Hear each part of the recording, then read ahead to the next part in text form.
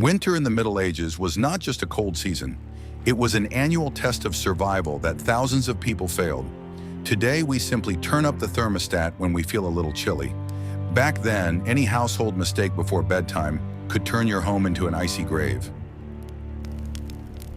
Archaeologists often find the remains of entire families in their own beds. At first, scientists thought this was the result of an unknown epidemic or mass poisoning. But the truth turned out to be far more terrifying and surprisingly mundane. People simply froze to death because of a single oversight. Sounds crazy, right? You're undercover, you have thick walls and a sturdy roof. How could you possibly freeze to death in your own bedroom with a fireplace? But here's where it gets interesting. A medieval house was nothing like modern, airtight apartments with plastic windows. It was a wooden or stone box that desperately resisted the forces of nature. Your entire safety depended on a few simple rules of survival. Breaking even one of them instantly set the timer on your life. Leaving a tiny crack in the door seemed like an innocent trifle. Putting out the fire at night sounded like a sensible way to save precious firewood. Going to bed alone was simply a matter of basic personal comfort. But it was precisely these decisions that methodically wiped entire villages off the face of the earth every winter. Modern science easily explains this deadly mechanism. The human body's thermoregulation simply couldn't cope with the sharp drop in temperature at night. Ancient peasants didn't know the medical term hypothermia, but they understood perfectly well that the cold kills quietly, quickly, and imperceptibly. In this video, we'll break down the anatomy of one fatal winter mistake. We'll see how everyday habits turned into a cruel death sentence. You'll learn why a glass of ice-cold water at night could kill you faster than a gangster's knife. Just grasp the scale of this harsh historical reality. Get ready to forget everything you knew about home comfort and safety. My feet start to freeze just thinking about those nights. We're heading back to an era where winter didn't forgive even the slightest lapse in vigilance. And this journey will forever change your attitude toward modern central heating. Most people think that walls protect against the cold. This is the most dangerous misconception, one that cost the lives of thousands of medieval Europeans. Walls only protect against the wind. They do not generate heat on their own. Without a constant source of energy, your home is simply a very large refrigerator. Medieval houses were built from materials with terrible thermal insulation. Stone literally sucked heat out of the air, turning the room into a freezer. Wood dried out over the years, forming invisible microcracks across the entire facade. You thought you were safe, but the cold was already seeping in. Modern engineers spend years calculating heat loss in buildings. Peasants did this intuitively, plugging gaps with moss, clay, and mud. It looked as if they simply didn't have enough money for proper finishing. In reality, it was a desperate attempt to stop the leakage of precious heat. But here lies the main problem. No matter how well you caulked the walls, the house had to breathe. Otherwise, you would simply suffocate from the smoke of your own hearth within a couple of hours. It was a deadly compromise between heat retention and ventilation. Your office job requires a degree, but pays less than a blacksmith earned in 1347. However, you sit in the warmth while the blacksmith played Russian roulette with death every evening. A single window left slightly ajar at night undid hours of heating. The heat escaped upward and outward at an astonishing speed. At night, the temperature outside the walls could drop to minus 30 degrees. Inside the house, the air cooled down literally within a couple of hours after the hearth died down. Imagine going to bed in a warm room and waking up in a snowdrift. That is exactly what happened to those who underestimated their walls. Why didn't people insulate their homes better? They simply didn't have modern materials like mineral wool or foam. They used animal skins, tapestries, and straw to try to trap the air inside. But the laws of thermodynamics are relentless, and the cold always found its way in. Modern science calls this the process of convective heat transfer. Ancient people called it the evil spirit of winter, which steals the breath of the sleeping.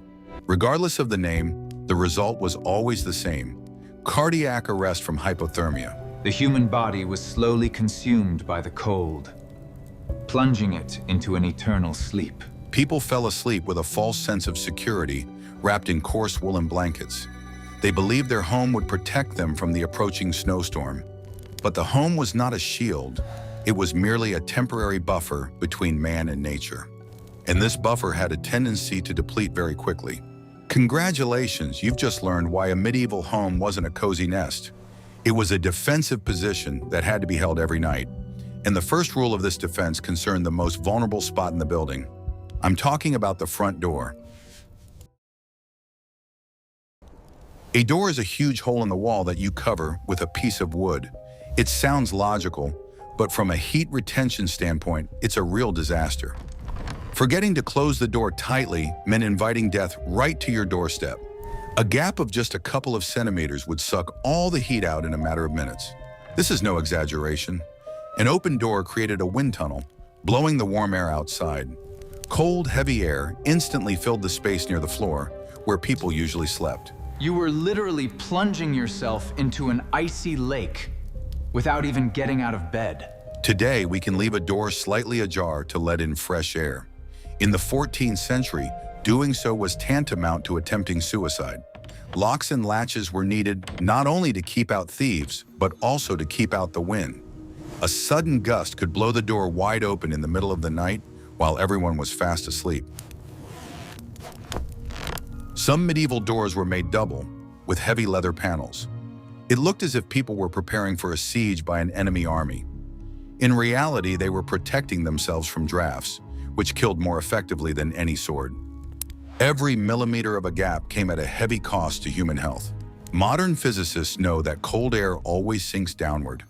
That is precisely why peasants first felt the onset of freezing on their feet. To avoid this, doors were often made with incredibly high thresholds. One literally had to step over a wall to enter a room. But why not just close the door more tightly?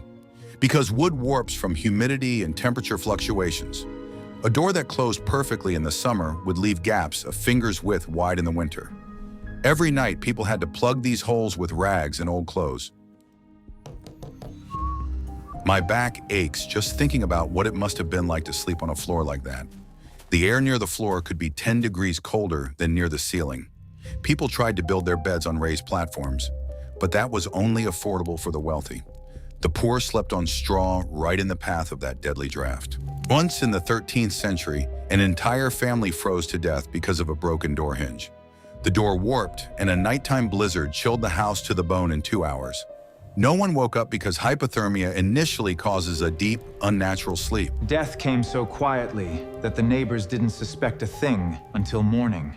Remember this the next time you complain about a draft coming through the window.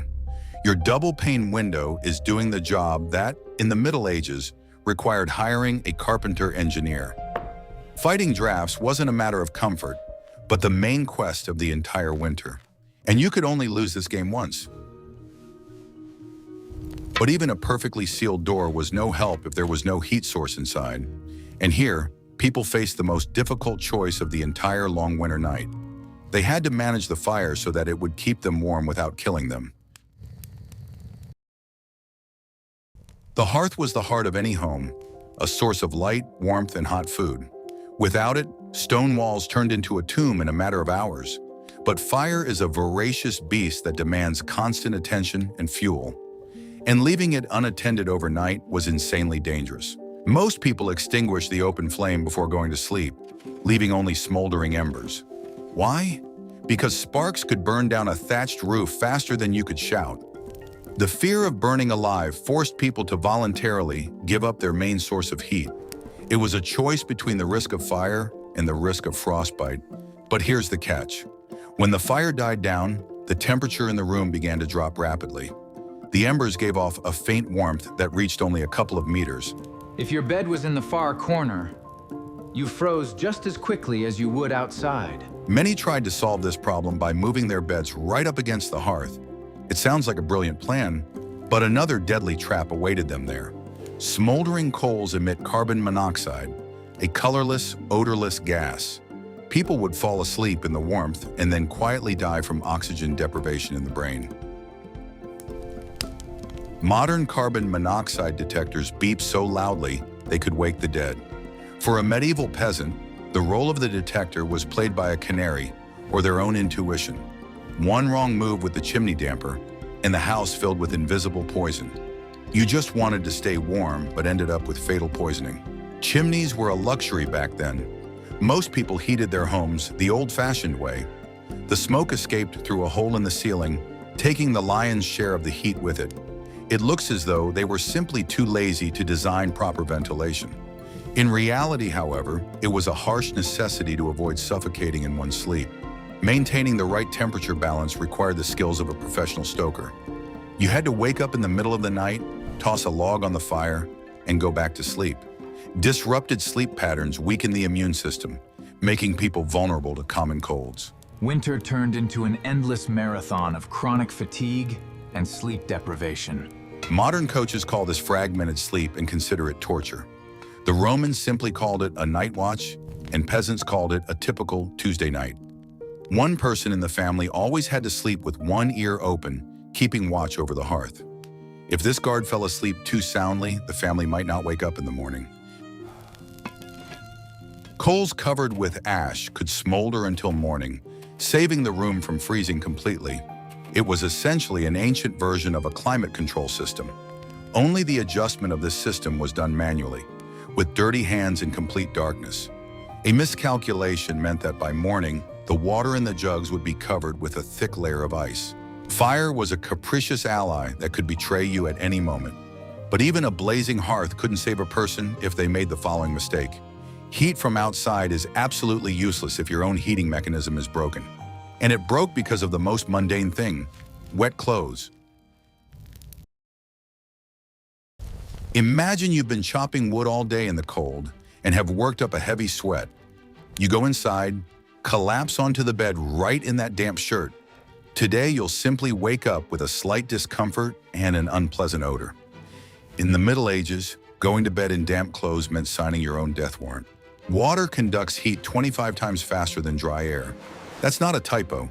Physics works ruthlessly, and without fail, your wet shirt would instantly start drawing precious heat away from your internal organs.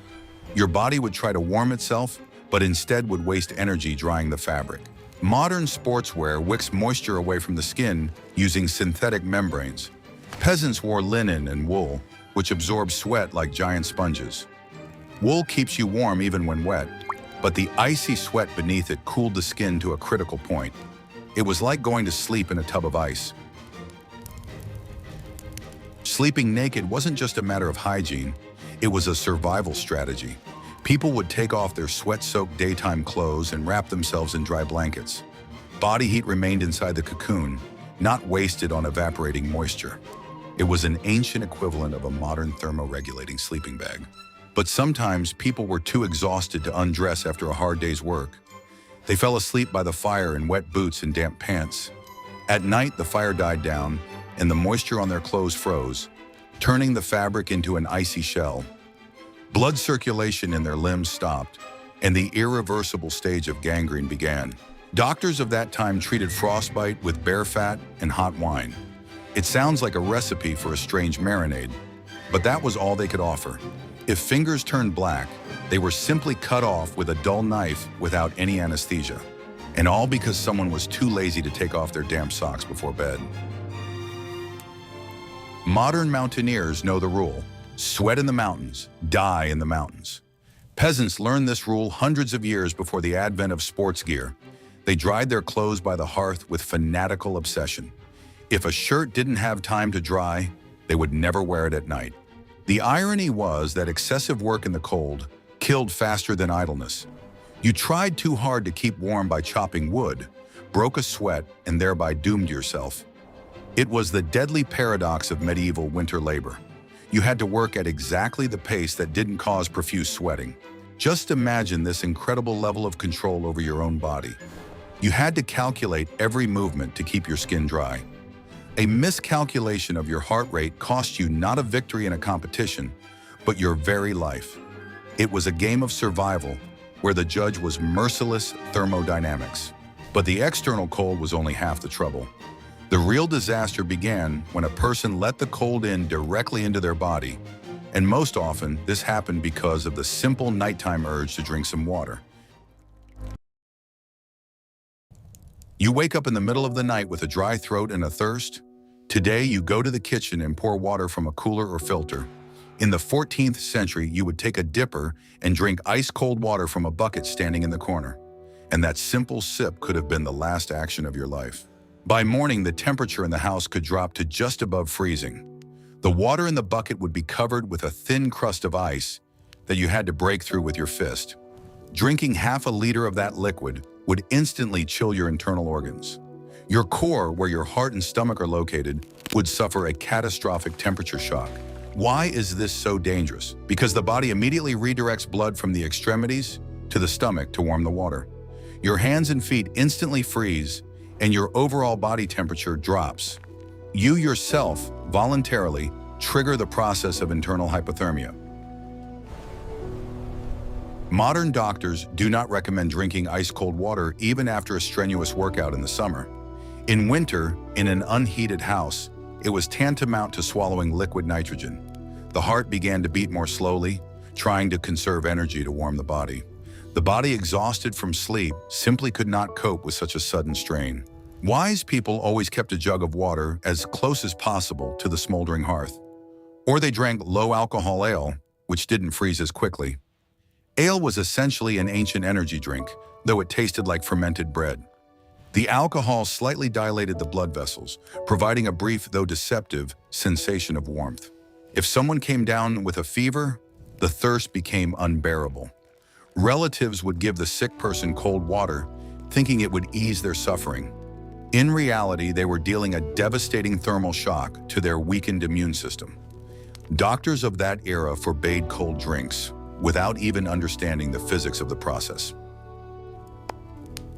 Children suffered particularly from this nighttime habit. A child's body has less mass and cools down many times faster than an adult's.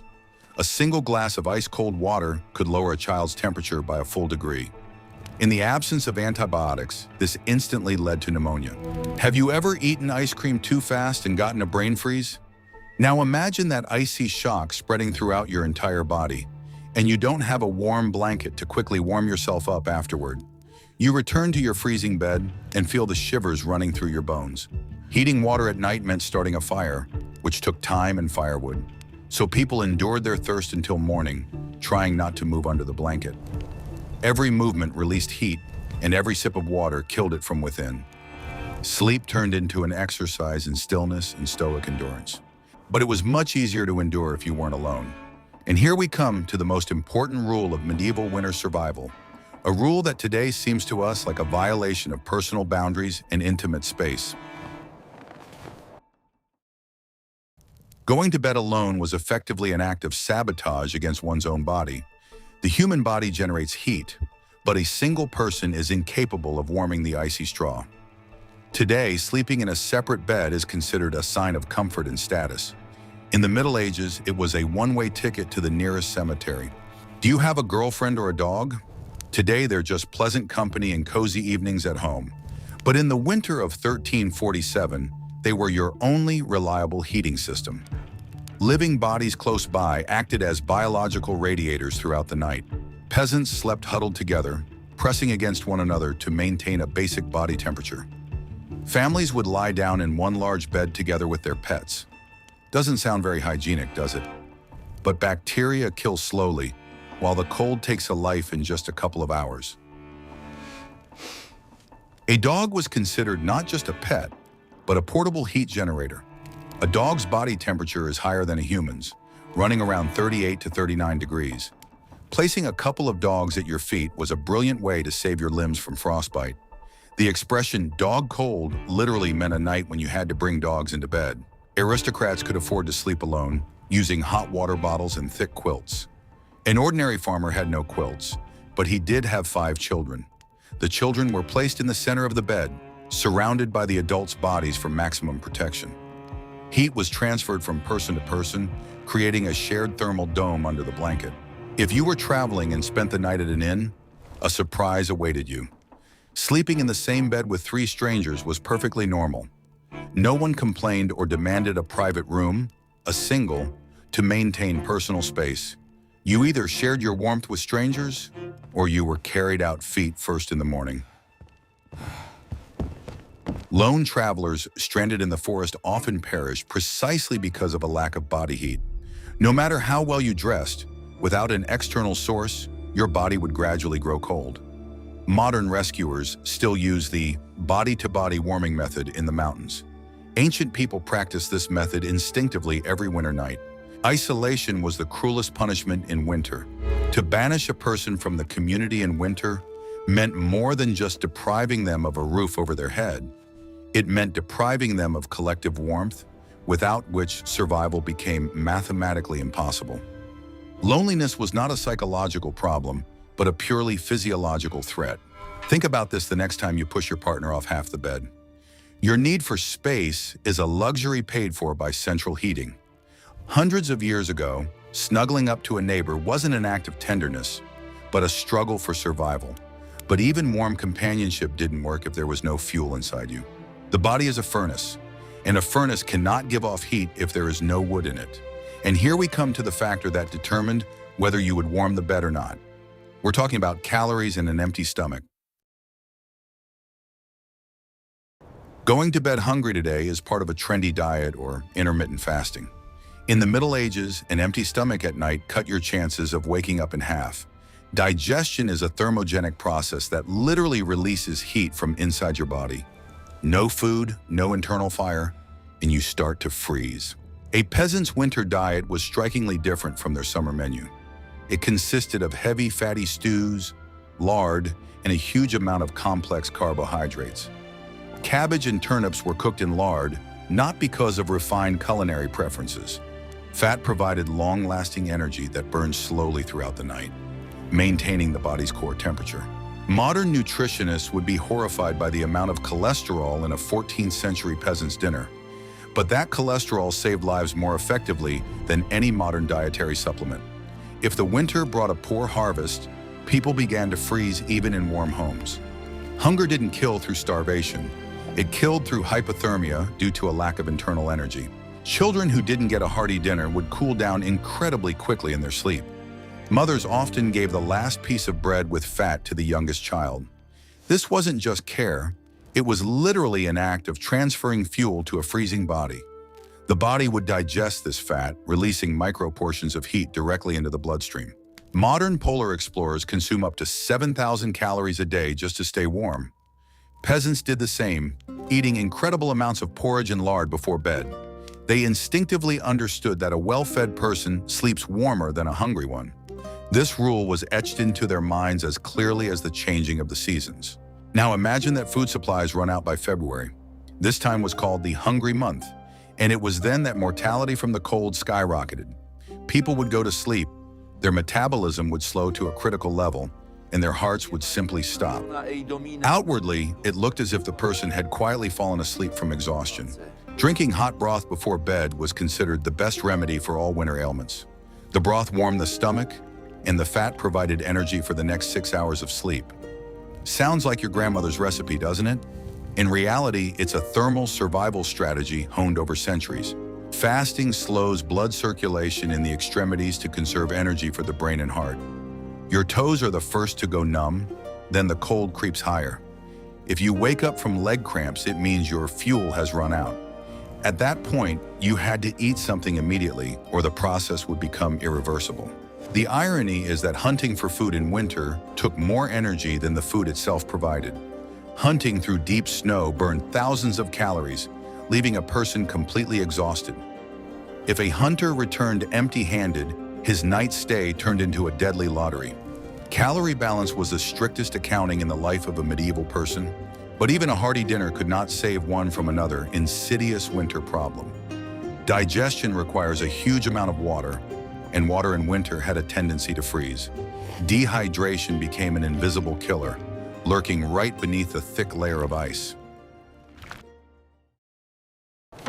When we think of dehydration, we picture a hot desert and a scorching sun. But winter dehydration was no less deadly in the Middle Ages. Frosty air is incredibly dry. It literally draws moisture from the lungs with every breath. People lost liters of water simply by breathing heavily in the cold. The winter wind dried out the skin and mucous membranes just as effectively as the summer heat. Inside medieval dwellings, the humidity situation was no better. Open hearths greedily consumed oxygen and dried out the stuffy indoor air. The constant smoke from the firewood caused people to cough frequently, leading to further loss of precious moisture. The walls of the houses froze solid, creating a microclimate inside that was like a veritable cold desert. People literally withered away during the long months of isolation within four walls. To replenish water supplies, one had to go to a well or a river. And this is where the real battle with the elements began, for the water froze several feet deep. Breaking the thick ice with a heavy axe was exhausting labor that made one sweat profusely in the cold. And we already remember from Chapter 4 that sweating in winter meant signing your own death warrant. Clothes wet with sweat instantly turned into an icy shell in the biting wind. Moreover, finding completely clean snow near the village was no easy task. The yards were littered with animal manure, ash from stoves, and ordinary household trash. The top layer of snow quickly became covered with a dirty crust from the constant smoke billowing from dozens of chimneys. You had to venture deep into the forest for clean snow, risking getting lost or freezing. Melted, dirty snow often caused severe intestinal infections. Furthermore, melted snow is essentially just distilled water, devoid of any salts or minerals. Drinking only melted snow over a long period of time means flushing vital electrolytes out of your own body. This inevitably led to severe muscle spasms, chronic weakness, and irregular heartbeat. You might think you're drinking water, but your body continues to slowly die from a deep internal imbalance. Thirst was not quenched, but only intensified with every new sip. The symptoms of this mineral depletion compounded the general winter vitamin deficiency. People became lethargic, their eyesight deteriorated, and even the smallest scratches refused to heal. Without the necessary trace elements, the nervous system began to malfunction, causing sudden panic attacks or deep apathy. Peasants did not understand the reasons for their decline and often attributed it to the machinations of evil spirits. In reality, they were being killed by ordinary meltwater from pure white snow. Modern athletes drink special sports drinks to quickly restore electrolyte balance. Medieval peasants knew nothing about chemistry, but they intuitively brewed weak ale and thick beer. Hops and grain provided the body with all the necessary minerals, and the long brewing process reliably killed harmful bacteria. In winter, beer was not a means of merrymaking at all, but the safest source of hydration. This cloudy drink literally saved entire settlements from mass extinction. At night, thirst could become completely unbearable due to the abundance of salty and very fatty foods. The winter diet consisted mainly of salted meat, lard, and dried vegetables, which required a lot of liquid to digest. But as we discussed earlier, drinking ice-cold water in the dark was pure suicide for the body. As a result, people simply endured chronic dehydration throughout the long winter months. Their blood thickened rapidly, circulation slowed, and their extremities began to freeze twice as fast. Thick blood is physically incapable of effectively carrying life-sustaining heat from the heart to the fingers and toes. This is precisely why mild frostbite would occur even while inside a relatively warm, enclosed space. A person could sit a couple of meters from the fireplace and still lose sensation in their feet. Blood vessels became clogged and tissues began to slowly die off due to a simple lack of fluid in the body. Doctors of that time tried to treat these dangerous symptoms with traditional bloodletting, which was utterly absurd. They literally drained the last remnants of warm fluids from a patient who was already freezing and dehydrated. Medieval medicine firmly believed that thick blood was tainted and needed to be removed immediately. Such treatment often became the final nail in the coffin for a person weakened by the winter cold. Instead of salvation, the patient faced certain death from critical blood loss. Bathing in winter became an extremely rare and incredibly dangerous luxury for people of any social class. Heating enough water for a full bath required as much firewood as a household would consume in an entire week. Therefore, people washed strictly in stages, taking care under no circumstances to remove all their clothes at once.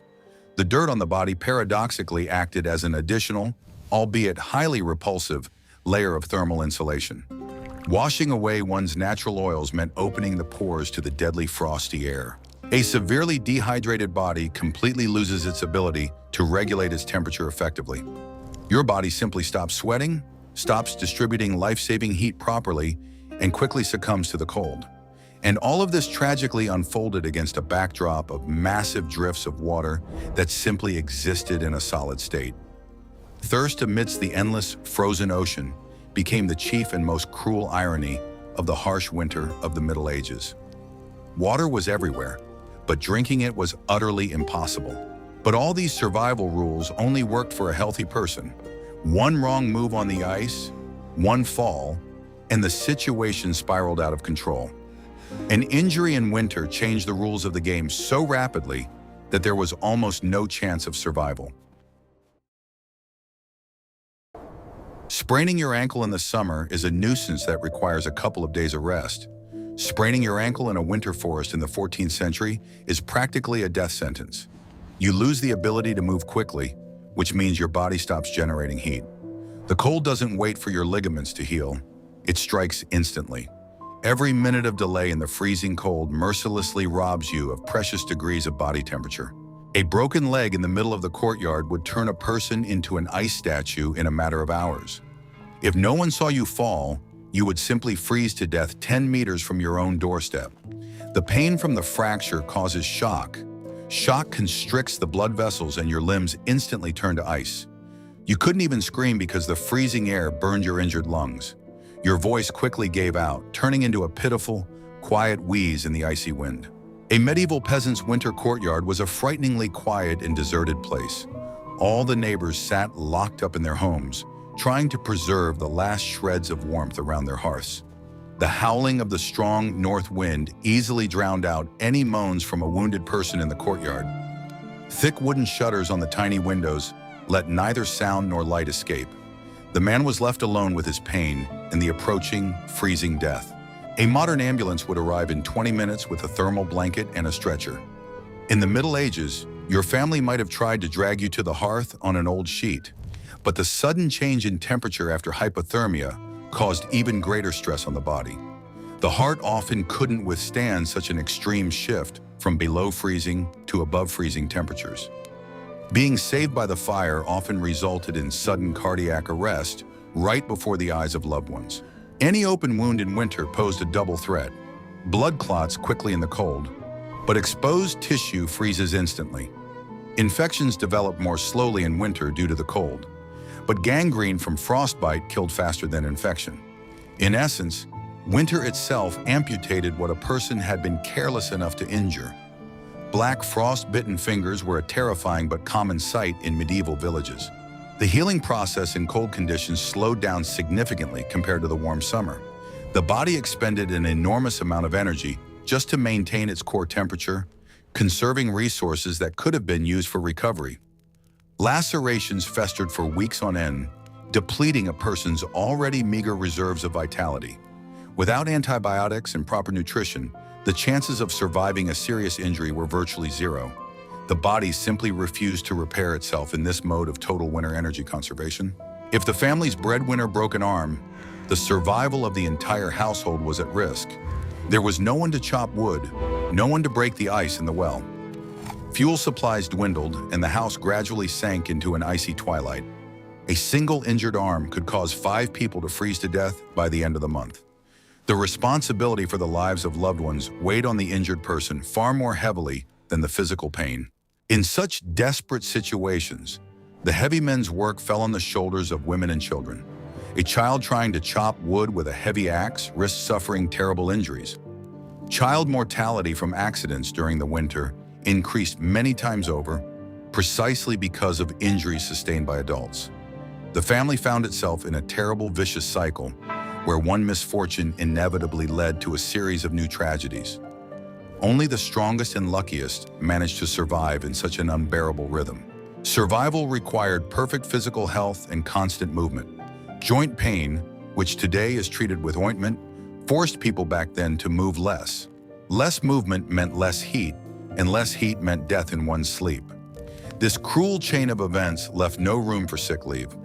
Weakness was not forgiven in anyone, regardless of age or past service to the community. Even a common winter cold with a high fever turned into a deadly game of Russian roulette.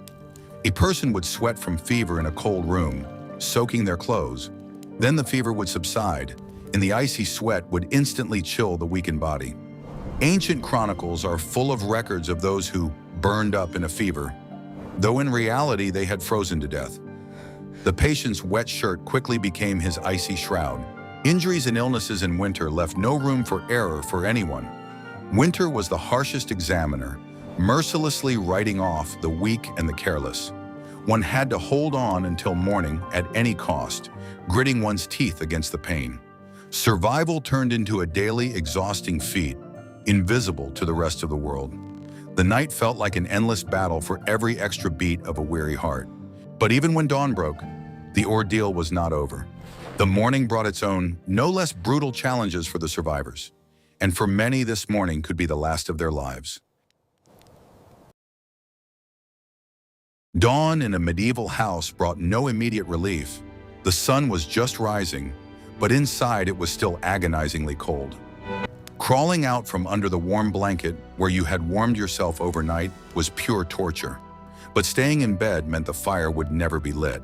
The first person to wake up took on the most dangerous and responsible task.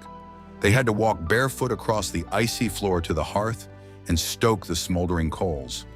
If the coals had gone out completely overnight, the process of striking sparks with a flint began.